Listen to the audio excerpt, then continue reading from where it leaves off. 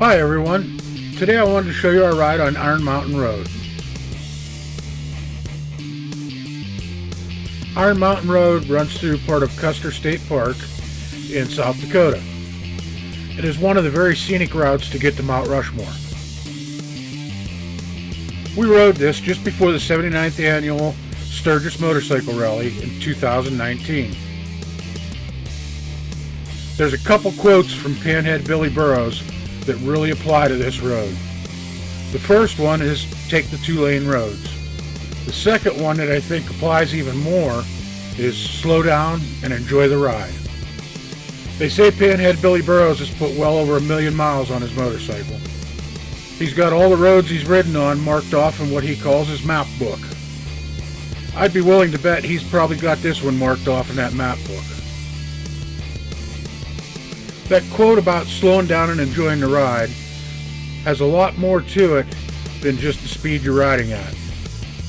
I think the slowing down part of it also means to clear your head of all the day-to-day stuff you have going on and just enjoy what you're doing.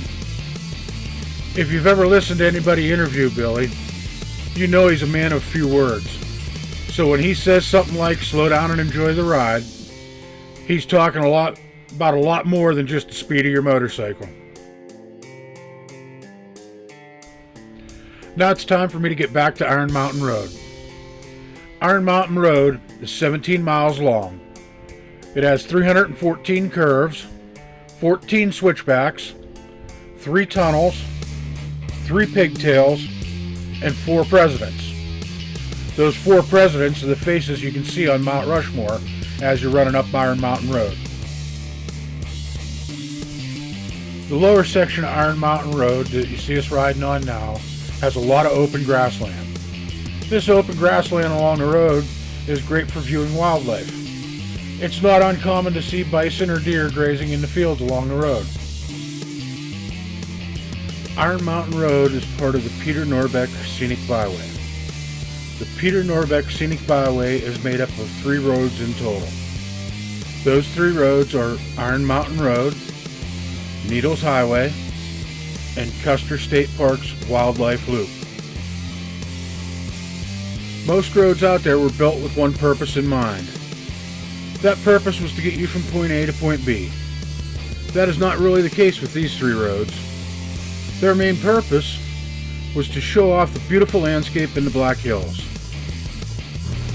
If you're at all familiar with Iron Mountain Road, you can plainly see I'm making a wrong turn here. This was my first time on Iron Mountain Road. I should have known better and followed my instinct, the road signs which were really obvious, the paper map I looked at the night before, and a multitude of other things to stay on Iron Mountain Road. But for some stupid reason I decided to follow my GPS, which found us a shortcut to get where we were going to. It was really no big deal. We still had plenty of time in the day, so we decided to ride this shortcut out and see where it ended up. It took us about 8 miles out of our way over towards Keystone. So we just turned around and come back towards Iron Mountain Road to get back on right at the intersection that I took the wrong turn at. Now we're back on Iron Mountain Road, headed the right direction again. I cut out the section of video from the wrong turn road. Some of these wrong turn roads can be just as interesting and just as much fun as where you'd originally planned on going for that day. That definitely was the case with this road. I'm starting to build up more and more footage every day of what I call wrong turn roads like this. I might just have to put together a video or two with all that extra footage I have from these. I don't know, I could call it something like Adventures Down a Wrong Turn. You know, sometimes that wrong turn may have not been wrong after all. Like Panhead Billy Burrows said, just slow down and enjoy the ride. So when you make that wrong turn, don't get upset. Just embrace what life is throwing at you and have fun. So that wrong turn may end up being just like leaning into a curve and throttling through it. Before I took that wrong turn and got distracted, I'd mentioned Peter Norbeck. Peter Norbeck was the 9th governor of South Dakota. He was also an avid outdoorsman who loved the Black Hills of South Dakota. He is the one that brought Borglum to South Dakota to carve Mount Rushmore. He personally scouted the route for Iron Mountain Road. If you look straight ahead coming through this first tunnel, and look through that little cutout in the trees out ahead of me there, that mountain you see ahead of you is Mount Rushmore. 2 of the 3 tunnels on Iron Mountain Road were purposely laid out to frame the view of Mount Rushmore ahead of you. If you have a clear day and good eyes, you can make out the faces on Mount Rushmore from here. That was a big part of Norbeck's idea when he laid this road out. I guess he wanted to give you a bunch of little teasers as to what Rushmore looked like on your way there.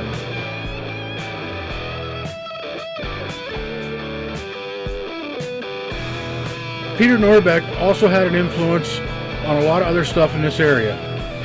He aided in the creation of Sullivan Lake, Needles Highway, Wind Cave National Park, and the Badlands National Monument. He also pushed for the creation of Grand Teton National Park in Wyoming.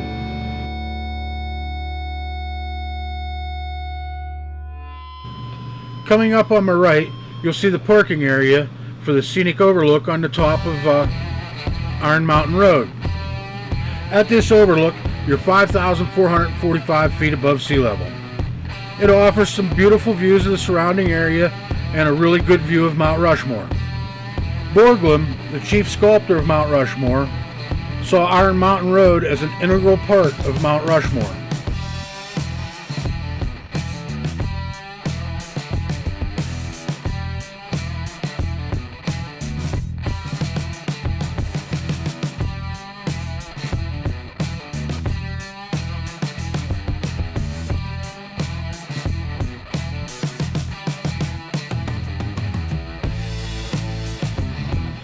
Now we're heading on down the other side of the mountain.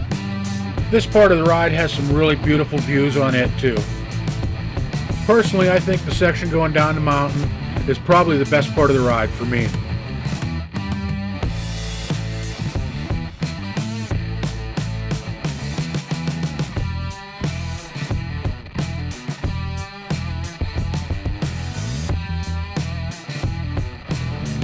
Even in the middle of the day like this on Iron Mountain Road, you got to be very aware of the wildlife along the road. There's buffalo, antelope, deer, turkey, bighorn sheep, and people even talk about seeing a few mountain lions along here. We did see a few deer along the ride here today. One of them was close enough to the edge of the road I could have almost reached out and touched it. If you're riding Iron Mountain Road during the Sturgis Rally, you might not get a chance to see a whole lot of wildlife. All the extra motorcycle traffic on the road this time of the year pushes them back away from the road a little bit.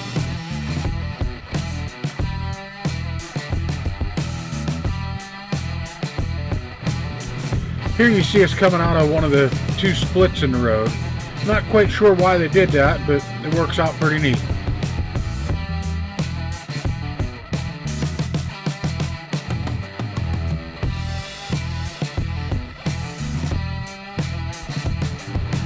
The speed limit on Iron Mountain Road is 35 miles an hour. The travel time comes in just under an hour, but give yourself some extra time for the ride. You may want to take some time to stop, enjoy the views, and take a few pictures. There's quite a few pullouts along the road that gives you plenty of room to get off the road and out of people's way. There's a couple spots along the road with really great views and nice big open areas where it wouldn't be bad to pull over and maybe bring a little lunch with you. These rides don't have to cost you an arm and a leg to do. A lot of times when we're doing something like this, me and my wife will bring along a little cooler with a few drinks and sandwiches in it. Doing it that way can make it a lot more affordable for the average guy to do. I think that's all part of slowing down and enjoying the ride. With that being said, there's also nothing wrong with stopping at one of the local restaurants. When we do that, we try to find a small, locally owned, out-of-the-way business. We like to support the local businesses in an area when we're there. Stopping at a local pub or diner along a ride like this can really add a lot to it too. You get to experience the local culture and see why they call it home. Stopping at one of the chain fast food places just doesn't give you that experience. You'll find for the most part, people in the small pubs and diners are really friendly. They enjoy talking about their area and why they live there. A lot of times they'll even turn you on to some of the not so well known roads in the area that offer even better riding.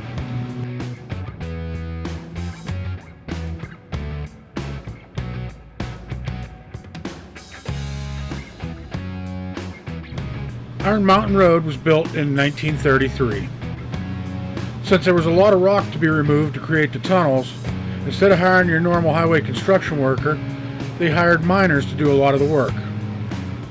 A little while back there, we crossed one of the Pigtail bridges coming out of the mouth of that tunnel.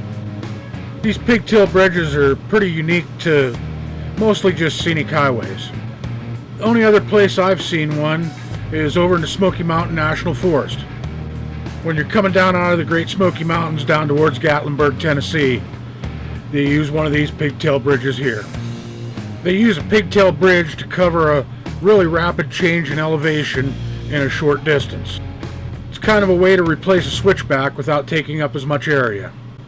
When the engineers built these bridges, they wanted to use steel in them instead of anything else.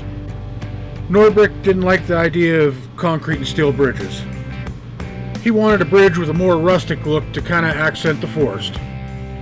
He hired C.C. Gideon to design the bridges using massive wood posts and steel straps to make them look more rustic and fit in a little better with the area. My video equipment doesn't do it justice, but the view going through this tunnel is just simply amazing. This tunnel was laid out to frame the view of the Rushmore Monument. As you're exiting the tunnel, and on the other side of the tunnel, you get a really good view of all four presidents' faces.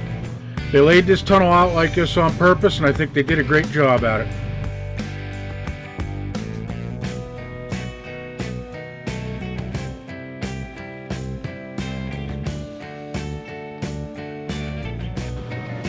I was just thinking about my comment on the pigtail bridges only being used on scenic highways. I couldn't have been more wrong on that comment. They're used in modern construction all over the country. A lot of us drive on them every day and don't even think about it or realize what we're driving on. Take a look at a modern interstate interchange or an interstate exit coming off of an overpass. I never realized it until now, but a lot of these exit and entrance ramps make full pigtails. They just aren't placed in an area where you can slow down and enjoy the ride across them and realize what you're actually driving on.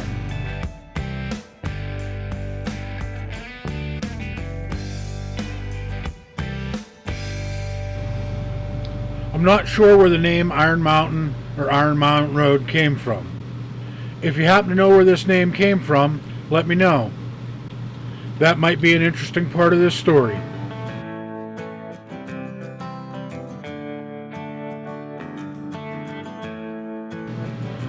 Well, after this, it's on past Mount Rushmore over to Needles Highway. I've ridden Needles Highway in the past, so you shouldn't see me take any wrong turns there. I've got about half the ride on Needles recorded from the top down. I'm just trying to figure out which way I want to do the video on Needles, if I should ride from Custer's up to Rushmore, or if I should ride from Rushmore back down to Custer State Park. If you got any ideas on which way this video will look better, please let me know.